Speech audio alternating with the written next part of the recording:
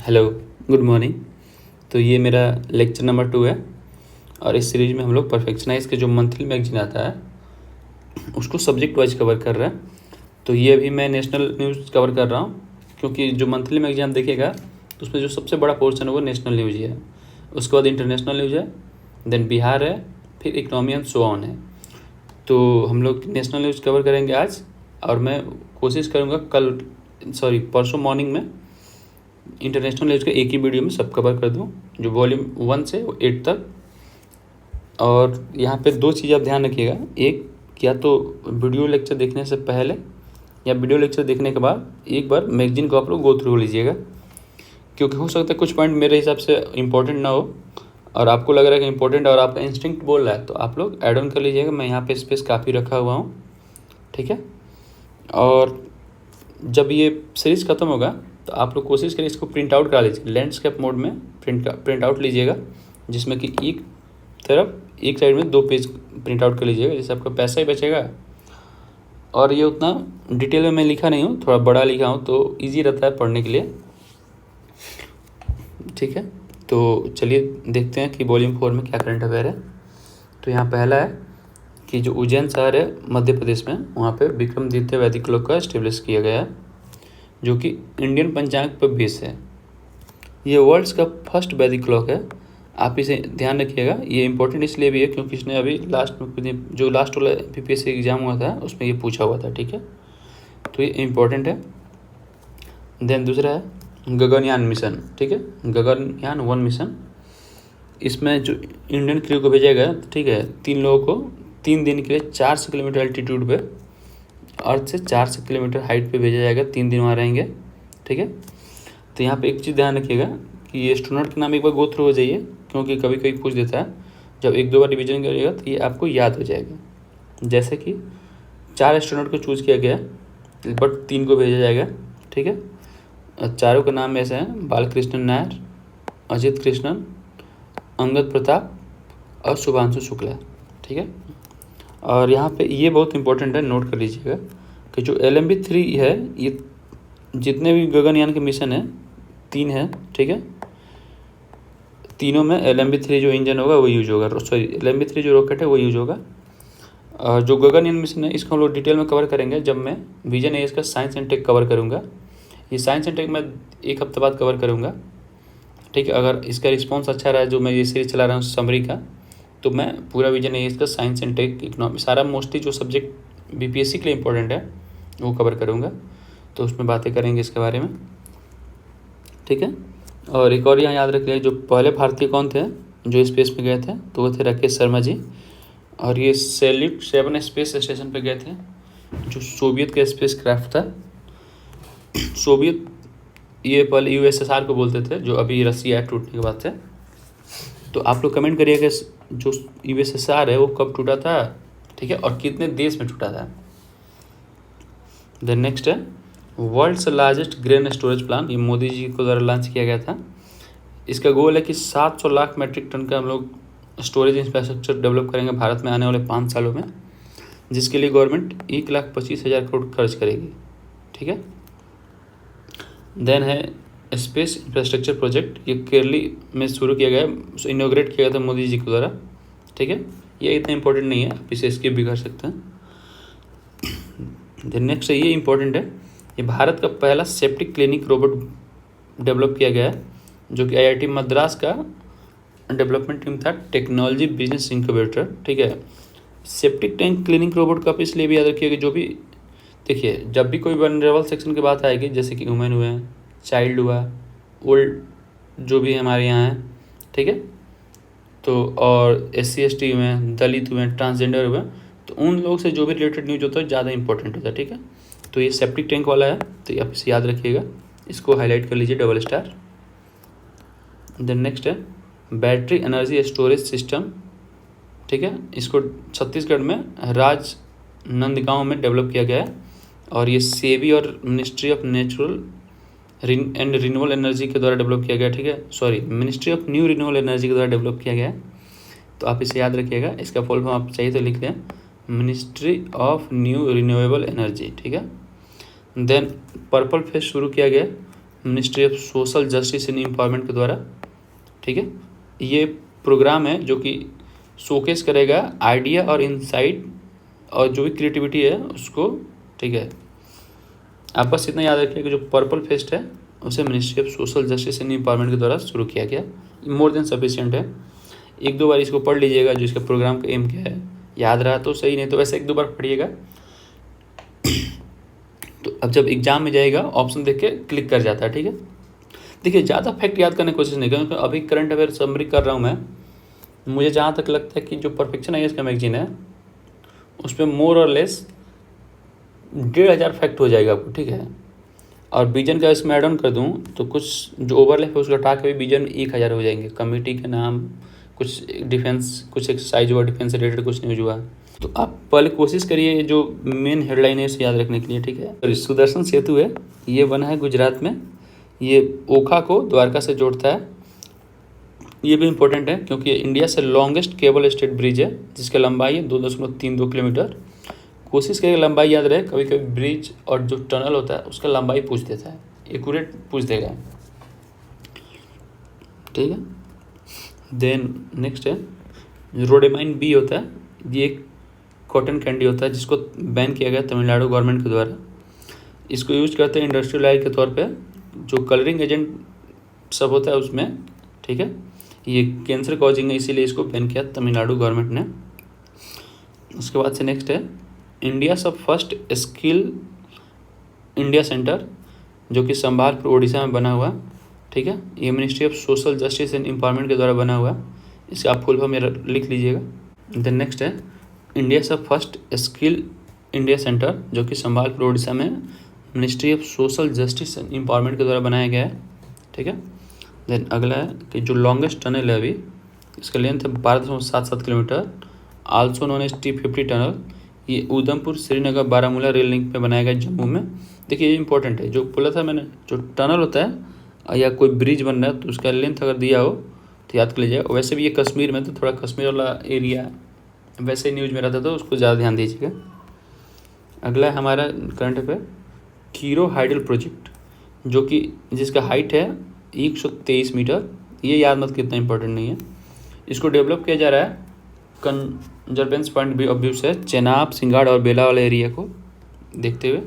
Then अगला है supreme court verdict on Chandigarh mayor election. अभी आपने चंडीगढ़ मेयर इलेक्शन में धांधली देखा था, उसके कंटेक्स्ट में बहुत सारा न्यूज़ में रहा है।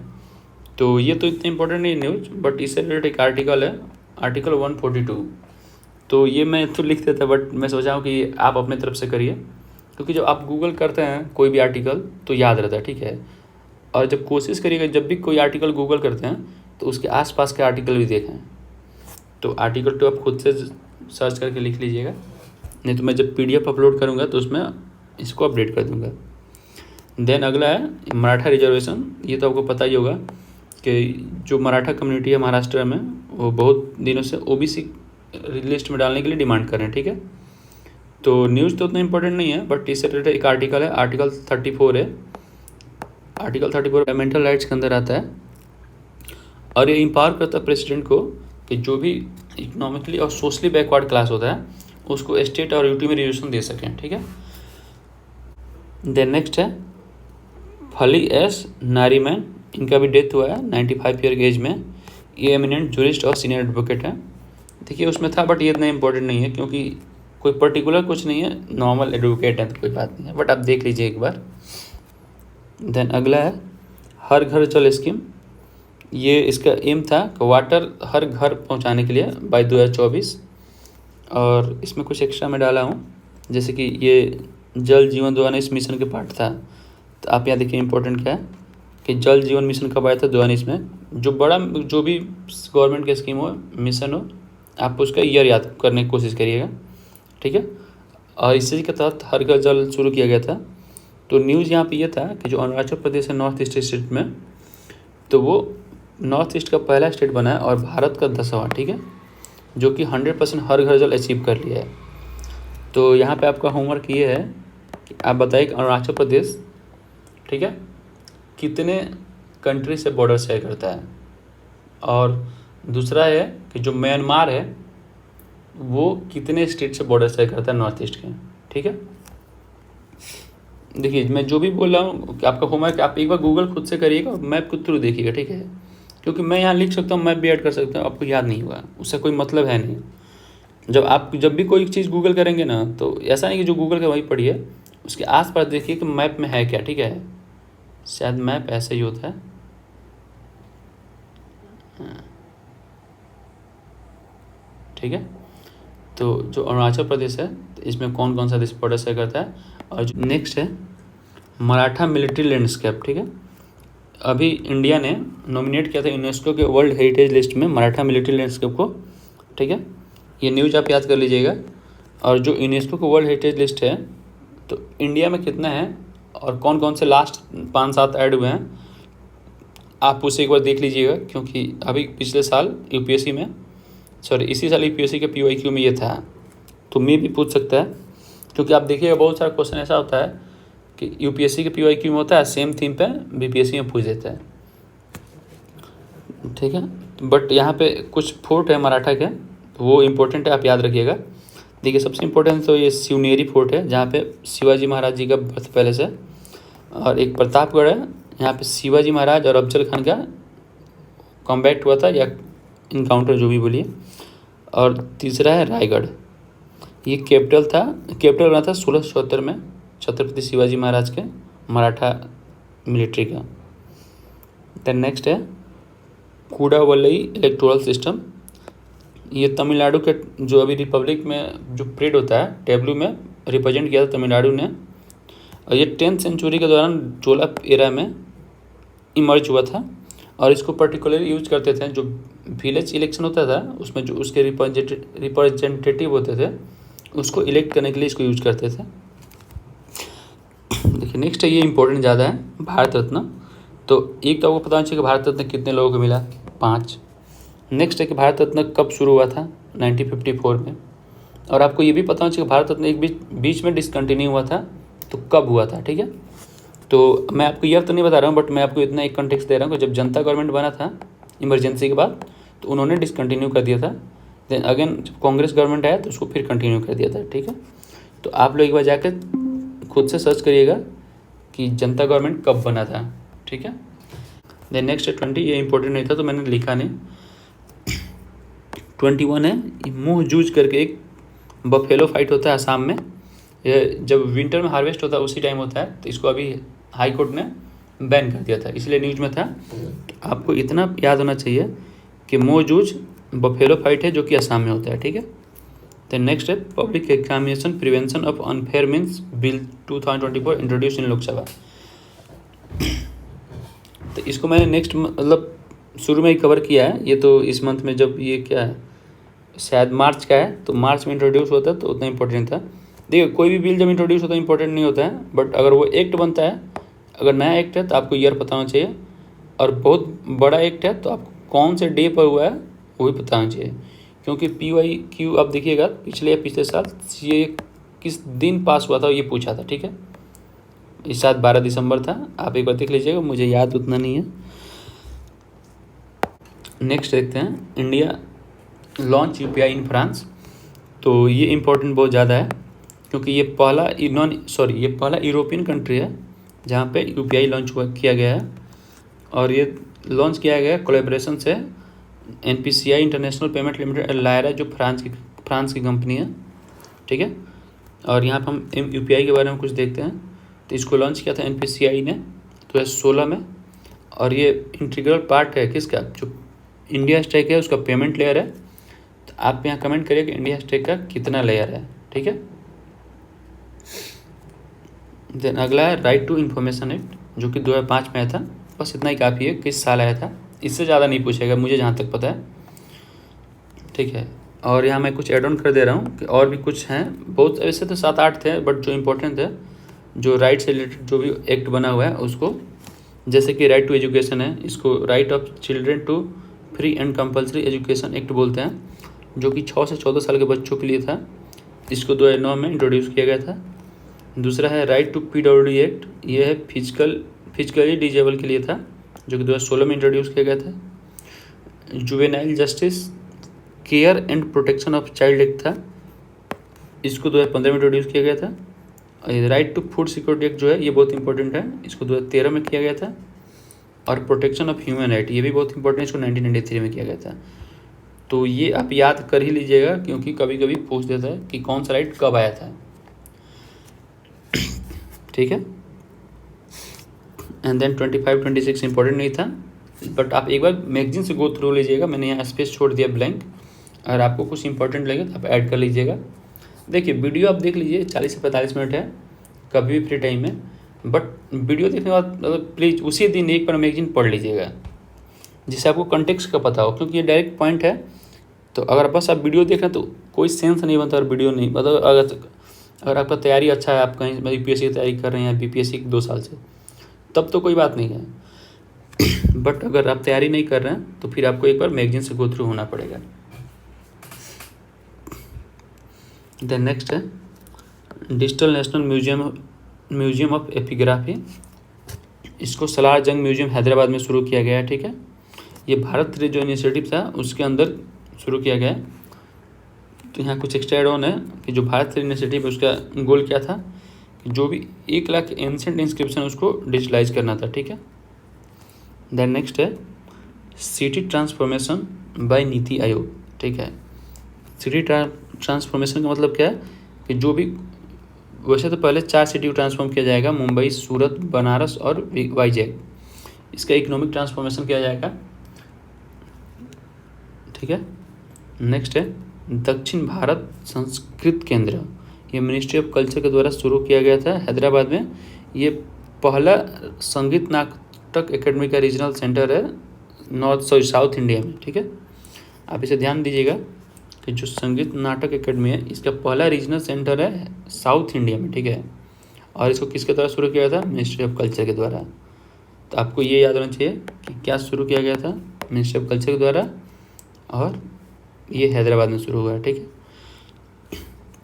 ये नेक्स्ट है कि फर्स्ट फॉरेन लीडर हैं जो कि राम मंदिर अयोध्या में विजिट किए थे, वो हैं फिजी के डिप्टी पीएम जिनका नाम था बीमन प्रसाद। ठीक है, ये इंपॉर्टेंट है, इस टाइप का न्यूज मोस्टली बीपीएससी में पूछ देता है, तो आप लोग इसे हाईलाइट कर लीजिएगा। नेक्स्ट है फार्मर प्रोटेस्ट। ठीक है, फार्मर प्रोटेस्ट पिछले 2-3 सालों से न्यूज़ में है। तो इसका की इशू क्या है? एमएसपी। ठीक है, तो अब यहाँ पे कुछ एक्स्ट्रा आपको मैं बताता हूँ। पहला कि एमएसपी इंट्रोड्यूस किसके द्वारा किया गया था, तो ये सेंट्रल गवर्नमेंट द्वारा किया गया था 1966-67 में। और कौन सा रिकमेंडेशन किसका था? तो के झा कमेटी था। ठीक है, इन्होंने रिकमेंड किया था, उस पर ये किया गया था इम्प्लीमेंट। तो मैंने आपको अभी कुछ देर पहले बोला था ना, आप गूगल करिए, तो आप गूगल किए कि नहीं पता चल जाएगा।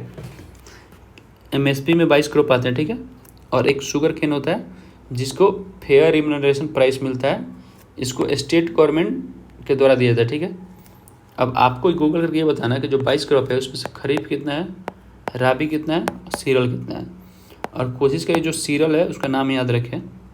ठीक है, क्योंकि सबसे कम है और नाम याद रखना ईजी रहेगा। और राबी में देखिए गेहूँ तो आपको पता है, बाकी 3-4 का नाम याद रखिए, बाकी जो बचा सारा खरीफ, तो ईजी रहता है। नॉर्मली एग्जाम में क्या करता है, आपको नॉर्मल से 2-3 नाम देगा, पूछ देगा क्या है, राबी है, खरीफ है या सीरियल्स है।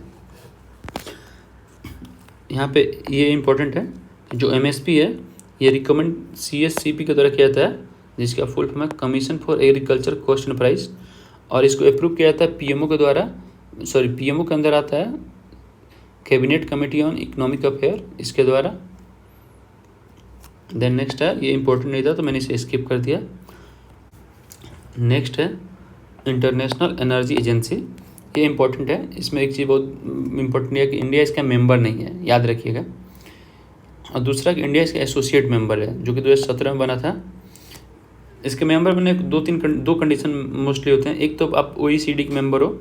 ठीक है, और दूसरा कि आप 90 दिन का एटलीस्ट रिजर्व क्रूड ऑयल आपके पास होना चाहिए, तभी आप IEA के मेंबर बन सकते हैं। तो आप यहाँ 2 चीज़ याद रखिएगा कि इसका हेडक्वार्टर कहाँ है, पेरिस में, और इंडिया इसका मेंबर नहीं है। ठीक है, बस काफ़ी। और देखिए IEA है, और इसी से एक मिलता है तो और एक ऑर्गेनाइजेशन है जिसका नाम है ISA, इंटरनेशनल सोलर अलायंस। तो अब, और इसको शुरू किया था भारत और फ्रांस ने मिलकर लॉन्च किया था। तो आपका होमवर्क ये है कि ISA जो लॉन्च हुआ था कब हुआ था, ठीक है। अभी इसके कितने मेंबर है और लास्ट मेंबर कौन ऐड हुआ है, क्योंकि वो इम्पोर्टेंट होता है, ठीक है। और इसमें एक और चीज़ है, जो ISA है तो उसके अंडर एक आता था one sun one world one grid. तो आप इसके बारे में एक बार गूगल कर लीजिएगा कि डायरेक्ट होकर पूछ देता है कि वन सन वर्ल्ड वर्ल्ड वन ग्रिड क्या होता है या क्या कंसेप्ट है या किसके अंदर आता है। द नेक्स्ट है कि मोदी जी अभी UAE में विजिट किए थे, ठीक है। और यहाँ UAE की जो कैपिटल अबू धाबी, वहाँ पे अबू धाबी शहर का पहला हिंदू टेम्पल है, उसका नाम है स्वामी नारायण मंदिर, जो कि BAPS द्वारा बनाया गया था, ठीक है। तो नेक्स्ट है इलेक्टोरल बॉन्ड स्कीम, जो कि 2018 में आया था। इसको अभी सुप्रीम कोर्ट ने स्ट्रक डाउन कर दिया था और उसका बेसिस बोला था कि जो ये वायलेट करता है फंडामेंटल राइट्स, वो फंडामेंटल किसको करता है 19(1)(a) को, जो कि है राइट टू इन्फॉर्मेशन एक्ट। अगला है MSP रिव्यू कमेटी, इसको हेड करें संजय अग्रवाल जी, तो ये इंपॉर्टेंट है, ठीक है। MSP रिव्यू कमेटी बना है अभी, इसको हेड कर रहे हैं संजय अग्रवाल जी। आप इसको याद करने की कोशिश करिएगा, इंपॉर्टेंट है, इसको हाईलाइट कर लीजिए। अगला है कि हेलीकॉप्टर इमरजेंसी मेडिकल सर्विस, ये शुरू किया गया था उत्तराखंड में, ठीक है। और ये फर्स्ट टाइम इंडिया में शुरू किया गया। तो देखिए, जो भी फर्स्ट टाइम शुरू होता है वो मोस्टली इंपॉर्टेंट होता है, जो भी स्टेट PSC होता है, तो आप इसे याद करिएगा। नेक्स्ट है ये भी इंफ्रास्ट्रक्चर के बारे में।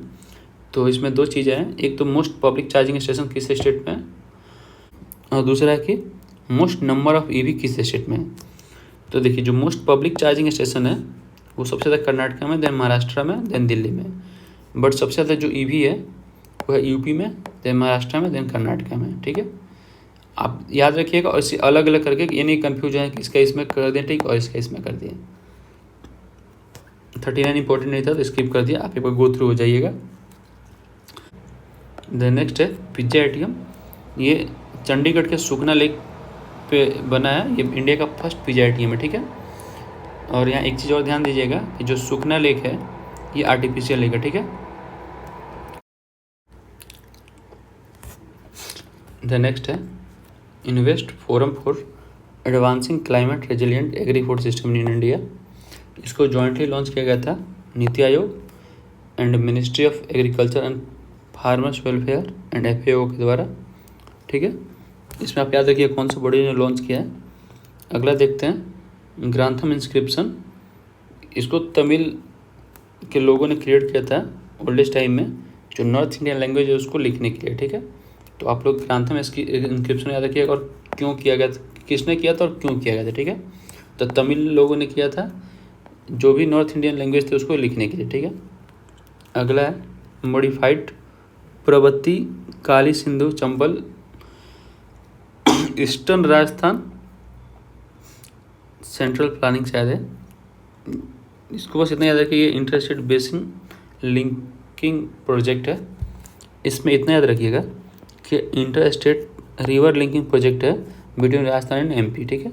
ये उतना इंपॉर्टेंट नहीं है, 44 पे स्किप कर दिया था मैंने। आप देखिए यहाँ लिपोसिस डिजीज है, ये बहुत दिन से न्यूज़ में है, तो इसके बारे में कुछ हम लोग फैक्ट जानते हैं। पहला कि क्रोनिक इन्फेक्शन डिजीज है और ये कॉज होता है माइकोबैक्टीरियम लेप्री बैक्टीरिया के द्वारा, और ये अफेक्ट किसको करता है, स्किन और पेरिफेरल जो नर्व होते हैं उसको। तो इसमें बैक्टीरिया याद रखिएगा, और ये क्रोनिक डिजीज है ये याद रखिएगा, सॉरी ये क्रोनिक डिजीज है ये याद रखिएगा। और किस बैक्टीरिया से होता है, माइकोबैक्टीरियम लेप्री बैक्टीरिया, ठीक है। देन नेक्स्ट है Vijay Raghav committee headed by K विजन राघवन, ठीक है। इसका पर्पज़ क्या था, इसका पर्पज़ है कि जो फंक्शनिंग ऑफ DRDO था उसको रिव्यू करना, फिर इसको रिस्ट्रक्चर करना ताकि मोर इफिशिएंटली काम कर सके, ठीक है। अगला है 75th रिपब्लिक डे ऑफ 2024। तो इसमें आप याद रखिए जो चीफ गेस्ट थे इमैनुअल मैक्रोन थे, जो कि फ्रेंच के PM थे। और ये 6वां बार है, जो ये 6th टाइम है जब फ्रेंच के कोई लीडर को as a chief guest India ने इन्वाइट किया, ठीक है। तो आपके लिए होमवर्क क्या भी है कि अभी जो फ्रेंच के करंट PM है इमैनुअल मैक्रोन तो हट गया है, तो अभी करंट में कौन है, किस पार्टी से हैं, ठीक है। और एक और चीज़ नोटिस, मतलब बस अब इतना कर लिए कौन है किस पार्टी से हैं। चलिए ठीक है, तो पार्ट 2 में इतना ही रखते हैं, वीडियो बहुत लंबा हो गया। देन पार्ट 3 में कवर कर लेंगे, वॉल्यूम 3 इसमें ज़्यादा नहीं है, और वॉल्यूम 4 और वॉल्यूम 8। ठीक है, मैं कोशिश यहाँ कर रहा हूँ कि ज़्यादा लंबा वीडियो ना करूँ, और आप लोग इसे कोशिश करिएगा कि जब भी आप फ्री टाइम में रहते हैं तो फ्री टाइम में या खाना बनाते वक्त, खाना खाते वक्त, जब भी जो कर रहा हो देख ले। और जब ये मैं पूरा PDF सबमिट करूँगा तो आप लोग इसको प्रिंट आउट कर लीजिएगा ताकि ईजी रहेगा याद करना। ठीक है, चलिए थैंक यू। करंट अफेयर ज़्यादा टेंशन मत लीजिए, बस आप इतना करिए कि मैं जितना पढ़ा रहा हूँ आप खुद से पढ़िए, बट अगर आपको लग रहा है ये यूज़फुल है तो आप इसे देखिए। और मैं अभी आने वाले 1-2 दिन में जितने करंट अफेयर लास्ट 5 से 6 साल का उसका PYQ एनालिसिस करूँगा। ठीक है, और उसको करंट से अपडेट कर दूँगा। लाइक अगर पिछले साल पूछा होगा ना कि USA ओपन्स में किसने जीता था, तो मैं उसको अपडेट कर दूँगा, और इस साल हुआ होगा तो इसमें किसने जीता था। मैं आपको सिंपल वीडियो डाल दूँगा, तो आप लोग करंट अफेयर की चिंता नहीं करिए। मैं आपको करंट अफेयर ये कवर कर दूँगा, फिर मैं विजन IAS मैगजीन कवर करूँगा, क्योंकि मुझे ऐसा लग रहा है कि जो विजन IAS मैगजीन है वो परफेक्शन IAS के मैगजीन से बहुत बेहतर है। ठीक है, और उसका जो साइंस एंड टेक का पोर्शन है या जो भी इकोनॉमी का पोर्शन है तो इससे बेहतर है। बट ये ज़्यादा ही मार्केट में डिमांड में था तो मैंने शुरू कर दिया, सोचा कि चलो पहले इसको ही करते हैं। तो चलिए लास्ट तक देंगे, थैंक यू। और प्लीज़ अगर आपको कुछ भी फीडबैक लगे दीजिएगा। हाँ, बस साउंड क्वालिटी थोड़ा नीचे है, माइक नहीं है तो बियर करिए, माइक मैंने ऑर्डर किया है। चलिए thank you, have a good day.